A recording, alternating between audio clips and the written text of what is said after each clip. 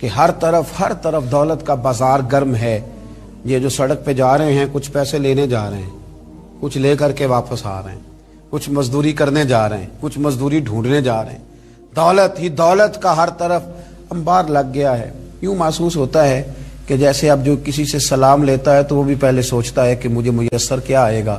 حضرت موسیٰ کلیم اللہ علی نبینا علیہ الصلوۃ والسلام, حضرت موسیٰ کلیم اللہ علیہ الصلوۃ والسلام کے زمانے میں ایک شخص تھا جو مستجاب الدعوات تھا. قوم جبارین کے پاس رہنے والا وہ شخص بلعم بن باورا اس کا نام تھا. مستجاب الدعوات تھا. اللہ نے اسے یہ درجہ عطا کیا تھا کہ جو دعا کرتا تھا رب اس کی قبول فرما لیتا تھا, اس کی دعائیں مقبول ہوتی تھی. اتنا اللہ کریم نے اسے نوازا تھا. جب حضرت موسیٰ علیہ السلام بنی اسرائیل کو لے کر اس قوم کی طرف گئے نا جہاد کرنے کے لیے, تو بلعم بن باورا پہاڑ پر عبادت کرتا تھا. بہت سارے لوگ اس کی عقیدت مند تھے, بہت سارے لوگ اس سے محبت کرتے تھے, بہت ساری جگہوں پہ وہ چاہا جاتا تھا. جب اس کی طرف حضرت موسیٰ اس قوم کی طرف حملہ کرنے کے لیے جا رہے تھے تو لوگوں نے اس سے کہا کہ تو اس طرح کر کے دعا کر کہ حضرت موسیٰ کی قوم رستے میں ہی تباہ ہو جائے معاذ اللہ, کیونکہ تیری دعائیں قبول ہوتی ہیں. تو یہ دعا کر کہ رستے میں ہی وہ سب لوگ ختم ہو جائیں. اس نے کہا کیا بیوقوفی کرتے ہو, اللہ کے نبی کے بارے میں دعا کر دوں, پیغمبر خدا کے بارے میں, حضرت موسیٰ کلیم کے بارے میں کیا بیوقوفی کرتے ہو. لوگوں نے مجبور کیا, اسے مجبور کیا, لیکن اس نے کہا نہیں میں نہیں یہ کام کرتا. لوگوں نے دلائل دیے, بالآخر کچھ لوگوں نے کہا کہ آپ استخارہ کر لیں, اگر تو آپ کی سمجھ میں یہ بات آئی تو آپ آگے لے جائیے گا, نہ آئی تو نہ لے جائیے گا. بلعم بن باورا نے استخارہ بھی کیا. استخارے میں بھی اسے حکم ہوا کہ تم نے بد دعا نہیں کرنی, تم نے حضرت موسیٰ کی قوم کے بارے میں دعائے ضرر نہیں کرنی.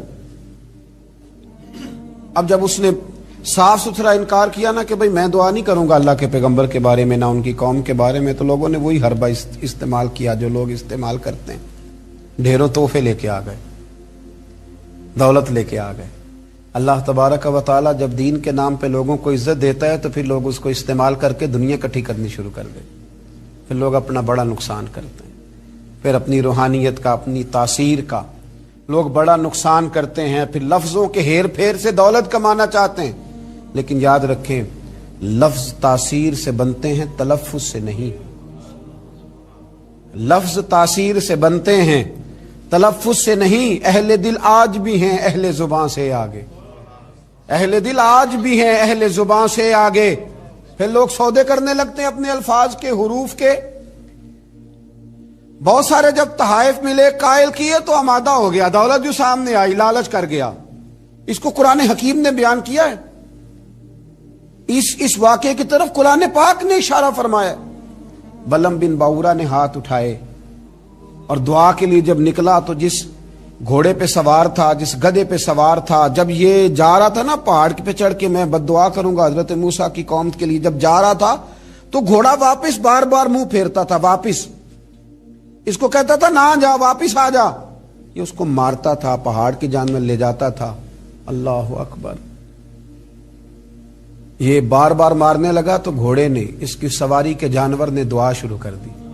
گھوڑا تھا یا گدھا تھا, اس نے دعا کی یا اللہ مجھے زبان دے, میں اس لالچی کو کچھ سمجھا دوں, مجھے زبان عطا کر, میں ہی اسے کچھ سمجھا دوں. اللہ نے زبان دی تو گدھا کہنے لگا آگے نہ جا, تو مجھے آگے بھیجتا اور اللہ کے فرشتے مجھے واپس بھیجتے ہیں.